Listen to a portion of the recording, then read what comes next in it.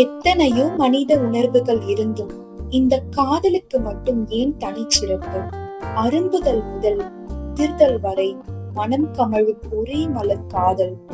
காதலின் மகரந்த சேர்க்கை முடியும் வேளையில் காமம் மலர்கிறது. இவை இரண்டும் ஆண் பெண் உயிர்களின் புணர்தல் மட்டுமா என்ன? இங்கே ஒரு புதிய காதலும் காமமும் நிகழ்ந்து கொண்டிருக்க அதன் சிறிய பார்வை உங்கள் முன்னே.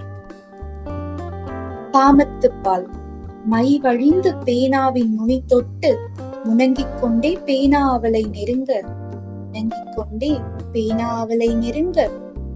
மேஜை மேல் தன்னை விரித்து வைத்து காத்திருக்கிறாள் காகித மங்கை. மேஜை மேல் தன்னை விரித்து வைத்து காத்திருக்கிறாள் காகித மங்கை.